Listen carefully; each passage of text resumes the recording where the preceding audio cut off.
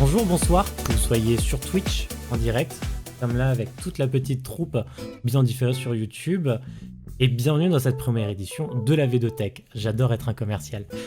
Alors, c'est un beau nom, la Védothèque, mais c'est mieux de savoir ce que ça cache. Donc tout simplement, je vais vous présenter ma bibliothèque, que vous voyez en partie là en haut, mais également la vidéothèque, aussi bien en série qu'en film que j'ai pu regarder, mais surtout ce que j'ai apprécié, c'est l'essentiel, et donc qui me donne envie de vous le partager. Coucou YouTube. Vous êtes mignons, en vrai, j'aime bien. C'est drôle de voir ça, en vrai. Donc, merci Poimp pour ton resub. Merci Poimp d'avoir resub. Donc, dans un premier temps, j'aimerais surtout me focaliser sur des productions asiatiques. Donc, on va retrouver beaucoup de mangas, on va retrouver beaucoup d'animés, on va aussi retrouver des séries. Il y a des séries coréennes très bien animées, des séries japonaises très bien animées, des films également qui sont extrêmement bien en fait, et qui sont souvent moins populaires en France, bien qu'en animé et en manga, nous soyons le pays le plus consommateur après le Japon. On parle de bouffe japonaise? Non. On va parler de manga. En tout cas ce soir. Donc, ceci est donc pour dire que j'ai particulièrement envie de vous partager mon expérience en tant que consommateur raisonnable de manga et d'anime dans un premier temps. Évidemment, je n'ai pas les connaissances absolues dans le domaine, loin de là, il y a des gens qui me dépassent en tout point. Mais ça reste un sujet qui me passionne, et quand je suis passionné, j'aime bien vous le partager. Film, pas pour ce soir, mais il y en aura. J'ai eu pour ma part une petite expérience en tant que libraire dans une boutique spécialisée de Strasbourg dans le manga qui s'appelle le Camphrier. Vous êtes dans le coin, bonne soirée. Quel enfant. Si vous êtes dans le coin de Strasbourg, c'est une librairie spécialisée dans le manga. Ils ont des très bons conseils, ils sont très diversifiés. Je vous le conseillerais en tout cas les yeux fermés. Donc moi en tout cas là-bas j'ai pu y découvrir mes premiers mangas en dehors d'un random tome de Yu-Gi-Oh quand j'étais enfant, et depuis j'ai pu me ruiner également financièrement dans le domaine, mais ça en valait la peine. Vas-tu parler des hentai? Non, il n'y en a pas pour l'instant de prévu au programme. Au début, je savais même pas de quoi il me parlait. Donc, sans plus tergiverser, je vais mettre fin à cette présentation de la Védothèque qui a déjà duré trop longtemps pour laisser place à notre sujet du jour. Pour la première émission, décidé de commencer par la première série manga que j'ai eu la chance de lire en entier lorsque j'étais en stage dans ma boutique, enfin pas dans ma boutique mais comme, presque tout comme, dont je vous ai parlé, et ça a commencé par une belle intrigue et ça a fini sur une énorme passion. On voit le petit step-up love story dans ton étagère. Malheureusement non, je ne les ai jamais achetés. Et donc nous allons passer, tadam, transition. Nous allons passer à la présentation de notre manga. Willy, elle connaît très bien. Je lui ai déjà fait lire, je lui ai déjà vendu, survendu. Donc l'intrigue. Vous réagiriez comment si vous étiez face à un manga qui s'appelle Les vacances de Jésus et Bouddha? Ouais. Les vacances de Jésus Bouddha. Réagiriez sûrement comme ça. Bien. Mais ouais, c'est ce genre de réaction, effectivement. Et exactement. Les vacances, voilà, ça c'est le genre de réaction que ça provoque. Voilà, Oliel, elle connaît parce qu'on se connaît, je lui ai déjà fait lire, je lui ai passé les tomes, etc. Je lui ai déjà vendu. Alors, je vais vous remettre dans le contexte, parce que le contexte est assez drôle. Je fais mon premier jour de stage dans la librairie, hein. Je connaissais pas trop l'univers du manga en dehors des animés que je regardais. Voilà, et donc comme la plupart des gens, je ne connaissais que les grosses séries mondialement connues. One Piece, Naruto, Bleach, surtout à l'époque. Et sur place, donc il y a un espace réservé aux nouveautés. Donc il y a tout un endroit où il y a les nouveautés des mangas qui sont sortis, etc. Et donc il y a une rotation, voilà. Je prends connaissance de la boutique, etc. pour me familiariser, bien évidemment, parce que je vais devoir y bosser. Et d'un coin de l'œil, je le vois ce titre, en gros Jésus et Bouddha, comme ça, sous mon nez. Alors donc forcément, je me pose des questions, quoi. Arrive un jour où je le prends en main, parce que bon voilà, enfin, je l'ai sous le nez, j'ai envie de savoir. Plein de questions sur le sujet pour découvrir ce qui est devenu aujourd'hui mon manga favori. En toute subjectivité, ne cherchez pas à être objectif là-dessus, ce n'est pas possible. C'est un manga qui n'en a pas l'air, mais qui est excellemment bien ficelé. Sur Jésus et Bouddha décident de prendre des vacances sur Terre, tout simplement. C'est pour faire très simple. Donc j'ai commencé moi du coup à lire mon manga pendant le temps libre que j'avais en stage, ce qui était autorisé. Mes responsables étaient au courant, hein. Attention à vous, hein, oui, je lisais sur mon lieu de travail, mais c'était pour m'informer parce que, en tant que vendeur, petit accent du sud, en tant que vendeur, il faut que tu conseilles. Il faut que tu conseilles les gens, donc si tu connais pas les œuvres, tu peux pas conseiller. Voilà. Mais voilà, grâce à un titre intriguant à la base, qui n'est autre que Les vacances de Jésus et Vanda, le petit vendeur, l'eau, eh bien, j'ai découvert ce que je considère comme étant un des meilleurs mangas. Pour moi, le meilleur manga. Tu lis sur ton lieu de travail, rend l'argent. C'était un stage non rémunéré. C'est un avis subjectif hein, sur plein de points. Donc, je le rappelle que c'est pour moi le meilleur manga. Alors, rend l'argent quand même. Finalement, voilà, je vous ai parlé de comment j'ai rencontré moi, Jésus et Bouddha. Mais je vous en ai pas encore trop dit sur le manga, hormis qu'ils prennent des vacances sur Terre. Mais spoiler, ils prennent des vacances, c'est dans le titre. Rend la convention de stage alors. Jamais. Alors, c'est quoi la prochaine diapo? Je sais même plus, attendez. Voilà. Prochaine diapo, c'est le tome numéro 1 des vacances de Jésus et Bouddha, qui est extrêmement beau. Je vous en ai pas encore trop dit sur ce manga, voilà. Donc je vais vous lire le synopsis. Faut que j'arrête de vous lire quand vous dites des bêtises. Je vais vous lire tout simplement le synopsis de la série. Parce que c'est ce qu'on a au début, c'est ce qui nous met en haleine. La divine colocation de Jésus et Bouddha. Après avoir œuvré au bonheur de l'humanité pendant 2000 ans, les deux amis décident de prendre quelques vacances en louant un petit appartement sur Terre. Ils vont découvrir un mode de vie bien éloigné du paradis et vous offrir un regard inédit sur notre quotidien. Vous apprendrez ce que ressent Jésus quand on le prend pour Johnny Depp ou ce que pense Bouddha de ces statues à son effigie qui ont tant de succès dans les magazines de décoration. Fin du synopsis. Ça sont les éléments qui vous mettent déjà en haleine. Alors on a une timeline logique. 2 millénaires de bons et loyaux services, des vacances sur Terre, et donc un nouveau regard sur notre quotidien, parce que c'est des gens qui n'ont jamais vécu comme ça et qui vont finalement s'œuvrer à notre quotidien. Ça a l'air fun à lire. Alors, je précise aujourd'hui, parce que c'était dans le synopsis, le manga, premier tome, date de 2006, date du premier chapitre, hein, même pas du premier tome, du premier chapitre. Les histoires autour de Johnny Depp n'étaient pas elles sont actuellement. L'auteur ne pouvait pas anticiper ces histoires tout autour de Johnny Depp, donc ne lui en tenez pas rigueur, elle ne peut pas lire l'avenir.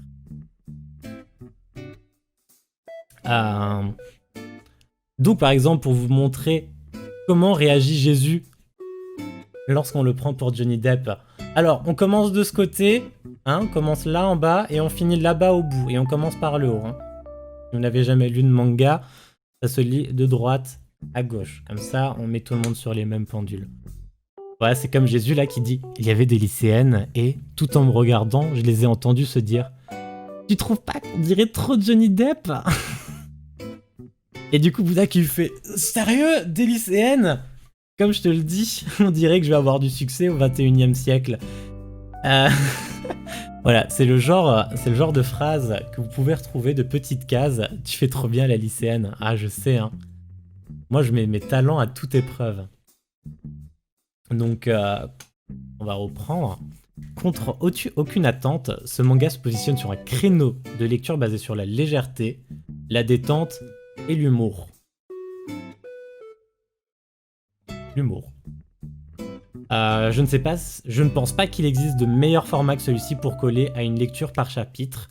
C'est bien un des rares mangas où vous pouvez lire tout un chapitre de manière sereine et ne pas être en frustration à la fin d'un chapitre, qui représente tout de même le chapitre, le format de base des mangas, la lecture des tomes. Donc des tomes comme je vous l'ai présenté avant, étant plus européens, on a plus de collectionnites aigus qu'au Japon, parce qu'ils ont moins d'espace, et donc le format du weekly est beaucoup plus populaire. Et il est donc très aisé de faire de ce manga des petites lectures en fonction du temps, ou alors de dévorer tout le tome pour une lecture plus longue si vous en avez le temps. Chaque chapitre représente une histoire courte, parfois répartie sur 2 chapitres, mais suivant continuellement un fil rouge qui n'oublie aucun détail des chapitres précédents. C'est-à-dire que tous les chapitres ont l'air de n'avoir aucun lien entre eux, mais vous avez un fil conducteur. Les éléments passés sont arrivés, et donc ça a des corrélations, il y a des liens, il y a des répercussions. Voilà, c'est bien pensé, c'est pas genre juste une histoire, et ce qui s'est passé la dernière fois, ça n'a jamais existé, ça ne marche pas comme ça. Au fil du temps, donc au fil de la lecture, hein, bien évidemment, nous découvrons les passions de chacune de nos divinités protagonistes. Nous partageons continuellement leur quotidien, qui est de reproduire le nôtre, tout finalement, parce que pas leur quotidien à la base, mais avec les mêmes problématiques à partager.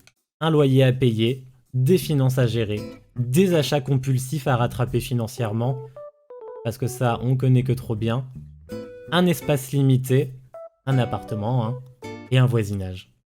Mais cette histoire ne serait rien sans les interventions divines dont il dispose, parce que ça reste Jésus et Bouddha finalement.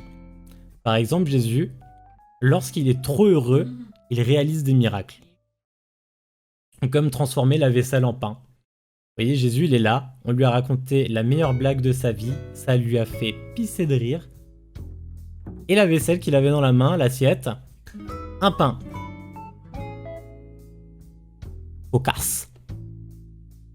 Mais le plus cocasse, c'est que du coup, Jésus, pour récupérer sa vaisselle, qu'est-ce qu'il doit faire? Et il doit faire exactement l'opposé. Il doit se rendre extrêmement triste pour que ces pains miraculeux redeviennent de la vaisselle. Parce qu'à un moment, ils ont plus de vaisselle pour manger, en fait, Jésus et Bouddha. T'as dit le nom de l'auteur? Pas encore, j'y viendrai plus tard sur l'auteur. Il y a beaucoup de choses à dire sur elle, donc j'y reviendrai plus tard. J'y reviendrai plus tard à toi. Du côté de Bouddha, on a 2 types d'interventions divines. Bouddha est un excellent... Enfin, il a créé sa propre religion, donc finalement il excelle dans la notion du sacrifice. Et donc lorsque les finances ne sont pas suffisantes pour les courses, et qu'il a faim, et qu'il cherche à se sacrifier en disant « je mangerai moins », et que son estomac grommelle, et il est toujours rattrapé par toute la faune, pas forcément que locale, mais vraiment toute la faune. Des fois, il y a des pans, et tu te dis qu'ils doivent venir d'assez loin, pas des pans, des fans, ils doivent venir d'assez loin pour arriver jusqu'à Bouddha, et qui se propose en sacrifice en mode « mange-moi, j'accepte ». Donc, il est toujours rattrapé par en fait sa notion du sacrifice, où finalement c'est la faune qui veut lui rendre et qui veut se sacrifier à sa place. Bien évidemment, ce ne sont que des exemples. Le manga est bourré de références religieuses en tout genre. Alors dit comme ça peut sembler peu attrayant, mais finalement tout est bien amené, contextualisé et souvent tourné autour de l'humour. Vous n'allez pas vous taper de l'humour, enfin vous n'allez pas vous taper de la religion qui va vous sermonner, on va dire entre guillemets. Combien de tomes? 16 à ce jour. Je ne dis pas de bêtises. Faudrait que je vérifie en me retournant, mais 16 à ce jour. Je répondrai définitivement. Enfin, je confirmerai plus tard. Le manga continue encore? Oui, ça aussi j'y viendrai. Donc la touche qui fait plaisir en plus de tout ça, c'est que rien n'est blasphématoire envers aucune religion. Donc que ce soit le christianisme qui est présent, le bouddhisme qui est présent, ou alors même les religions qui sont absentes. Il n'y a aucune religion qui est lésée dans le manga. L'ensemble du manga est entièrement bienveillant, ce qui rend la lecture extrêmement plaisante, parce que vous pouvez vraiment vous débarrasser de toutes les ondes négatives autour de vous. À terme, vous allez vous retrouver embarqué dans une histoire qui est plus qu'attachante entre Jésus, Bouddha, leur propriétaire, il ne faut pas l'oublier, il y a d'autres personnages, et d'autres représentations religieuses. Vous allez par exemple voir les proches de Bouddha, les proches de Jésus, proches et moins proches, mais proches en tout cas religieusement. Voilà. Personnellement, je suis très fan des mangas tournés autour de l'humour. Il n'y a pas beaucoup de personnes qui ont comme main theme, on va dire, les mangas comiques, mais personnellement, ils sont dans ma catégorie préférée. J'estime que c'est une légèreté nécessaire dans le quotidien et que ça met un peu de baume au cœur de pouvoir profiter d'une lecture si apaisante comme ça. Voilà. Sur cette douce transition pleine de baume au cœur, une situation cocasse. Un prêtre, situation cocasse, attention, un prêtre qui demande à Jésus lui-même, croyez-vous en Dieu? Juste derrière Bouddha. Exemple. Et donc sur cette douce transition, nous arrivons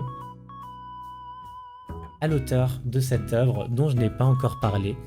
Donc forcément on lui doit tout, vu que c'est elle qui a écrit ceci, donc c'est bien normal de la présenter. De nom Nakamura, mais rien à voir avec la chanteuse, et de prénom Hikaru. Elle a écrit actuellement 3 œuvres différentes. Merci madame. Merci à elle, effectivement. Elle a écrit 3 œuvres différentes. La première qu'elle a rédigée n'est jamais arrivée en France, sûrement à cause de la spécificité du manga à la culture japonaise. Si vous intéresse, vous pouvez rechercher Arakawa Under the Bridge, qui est le manga que vous pouvez voir tout à gauche, qui est extrêmement beau. Visuellement, je n'ai pas eu la chance non plus de le visionner. Si vous voulez le synopsis, on pourra en parler après, n'hésitez pas. La seconde œuvre, c'est celle que je vous ai présentée et qui sera la première à être exportée à l'international, en tout cas de ses œuvres à elle. Et c'est nul autre que celle que je vous ai présentée, Les Vacances de Jésus et Bouddha. Et plus récemment, il y a maintenant 3 ans, bientôt 4, elle s'est lancée dans une nouvelle œuvre en simultané des Vacances de Jésus et Bouddha, qui s'appelle Père Fouettard Corporation. Bien évidemment, me suis lancé dessus sans réfléchir. Je l'ai acheté, je les ai lus. Je vous en reparlerai une autre fois, parce que ça vaut vraiment le détour et que ce serait honteux de juste en parler là, mais on pourra en parler un peu à la fin si vous voulez. Actuellement, l'auteur gère très bien son timing de publication. Vous savez, publier un manga, c'est pas très simple. Mais en tout cas, en termes de tomes, et pas en termes de chapitres, on a un tome de Jésus et Bouddha qui sort en juin, environ, mai-juin, et vous avez un tome de Père Fouettard Corporation qui sort en fin d'année, donc novembre-décembre, selon la période, et donc qui colle très bien à la période de Noël. Bien évidemment, c'est la version imagée quand je parle de tome, parce qu'au Japon, c'est le format du weekly, comme je vous en ai parlé, qui est le plus populaire et le plus enclin au succès d'un manga, donc des publications chapitre par chapitre chaque semaine. Et c'est comme ça souvent que les Japonais lisent, et c'est comme ça que vous retrouvez souvent vos scans illégalement sur Internet. Cela semble du coup très lent comme rythme de publication par rapport à d'autres mangas qui sortent par exemple des tomes tous les 3 mois. Mais là, il faut comparer aussi la taille des équipes, qui n'ont sûrement rien à voir. Par exemple avec l'équipe de One Piece, hein, je pense que voilà, enfin pas sur Perfotar, sur les vacances de Jésus et Bouddha, il y a Hikaru et il y a 4 assistants. Alors que sur One Piece, à mon avis, en beaucoup plus. Vous voyez ce que je veux dire. Voilà. Je me suis perdu. Je me suis enfin vraiment perdu et c'est bon, je me suis retrouvé. Alors en 2010, là on remonte à il y a 11 ans, vous vous rendez compte comment je vais si loin. En 2010, elle occupe la 9ème place des mangas les plus vendus au Japon grâce à la série, avec quand même 10 fois moins d'exemplaires que One Piece, hein, pour vous montrer l'écart quand même qu'il y a entre les deux, qui a comme survolé les autres, hein, 54 millions d'exemplaires contre 11 millions à la 2ème place pour Naruto. Mais ce sera quand même 5 millions et demi d'exemplaires qu'elle aura réussi à vendre.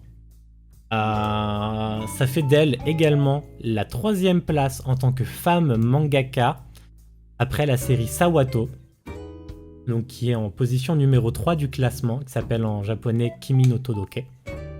Et Full Metal Alchemist, car si vous ne le saviez pas, c'est à bien une femme que nous devons Full Metal Alchemist. Et au Japon, être une femme célèbre, c'est quand même assez rare pour le souligner.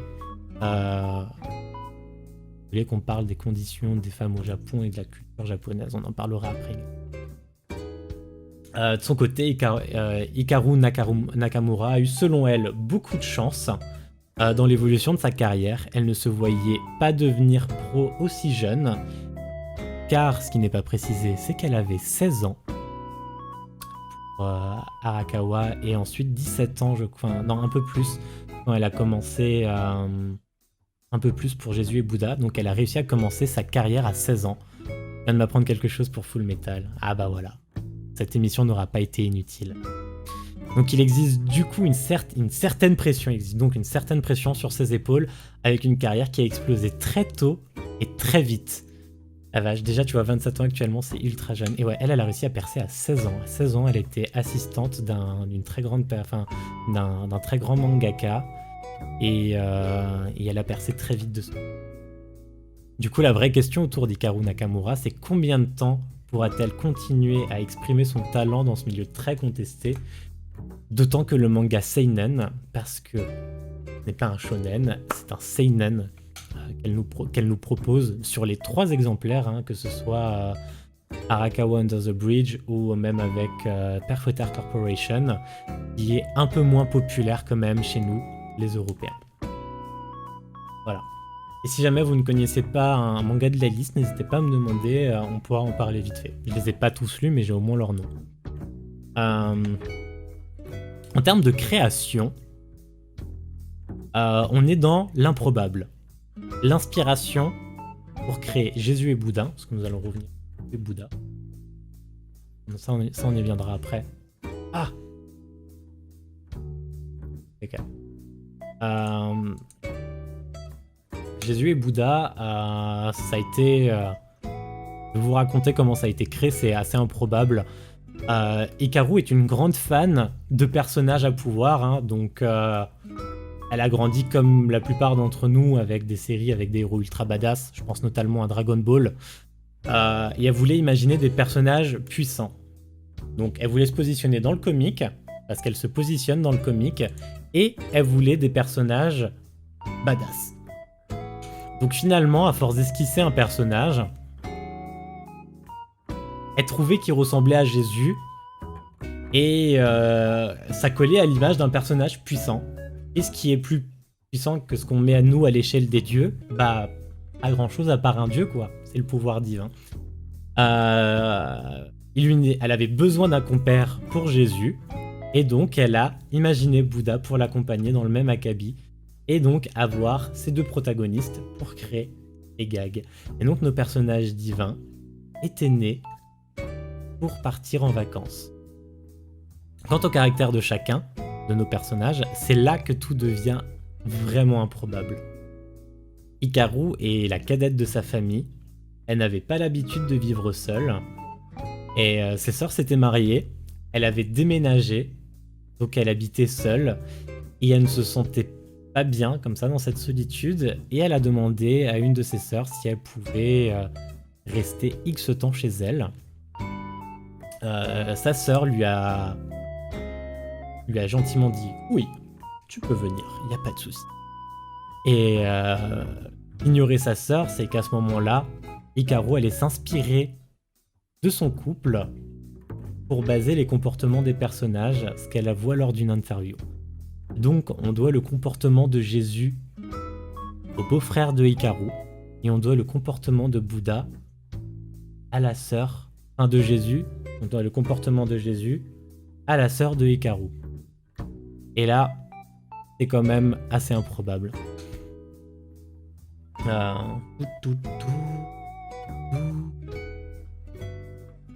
Parce que c'est une transition dégueulasse, c'est sûr. Et donc, elle avait des personnages qui ont été découverts par hasard, grâce à un croquis, et des personnalités qui ont été trouvées par hasard, grâce à un couple de sa sœur. Et donc, du coup, elle s'est dit que c'était très drôle de voir son frère et sa sœur avec deux comportements très distincts. Donc nous avions sa sœur qui était assez maniaque, et nous avions son beau-frère qui était plus détendu, plus dans la rigolade. Et comme elle les trouvait drôles dans la vraie vie, elle s'est dit que c'était un excellent exemple de les reprendre pour son manga. Et donc du coup, l'effet vieux couple de Jésus et Bouddha est dû à ça. Mais on peut lier cet effet vieux couple également à la complicité de personnes qui ont partagé 2000 ans de boulot au paradis ensemble, donc qui se connaissent naturellement trop bien. Et donc elle avait totalement raison de faire ça. Ça a collé, c'était la petite recette magique qui a fait que ça a marché. Et donc comme je vous le disais avant, j'ignore pourquoi, mais les mangas comics sont souvent relégués au deuxième plan, plutôt face à des shonen basés sur la baston. Je viens quand même de finir My Hero Academia, je suis mal placé pour le dire, mais c'était très bien. Mais souvent les mangas comics sont relégués au second rôle, et les personnages badass sont plutôt cherchés dans un environnement combatif et compétitif. Mais voilà, dans le terme manga comics, j'ai encore quelques pépites qui sont passées entre mes mains et que je vais vous faire découvrir dans les prochaines émissions. Ensuite, en termes de contenu dérivé, la série a connu un succès modeste, comme je vous l'avais dit, basé sur le fait que c'était une série de type comique. Et donc, il n'y a pas beaucoup de choses en contenu dérivé qui existent. Mais ce qui existe, c'est quand même un truc badass, on peut se le dire. C'est un film d'animation qui a été réalisé en 2013 et que Hikaru Nakamura n'a pas souhaité superviser. Elle a laissé carte blanche à l'équipe en charge de la direction du film. Et avant sa sortie, elle n'a pas vu beaucoup de contenu, elle avait vu que des croquis et des storyboards. Mais elle avait vu le doublage et les storyboards, et elle était globalement satisfaite du rendu. Et de mon côté, je n'ai visionné que la bande-annonce du film, que je vais vous partager juste là. C'est parti. Let's go! Allez, tu peux le faire. Je voulais pas que ce soit trop fort, je voulais vérifier le son.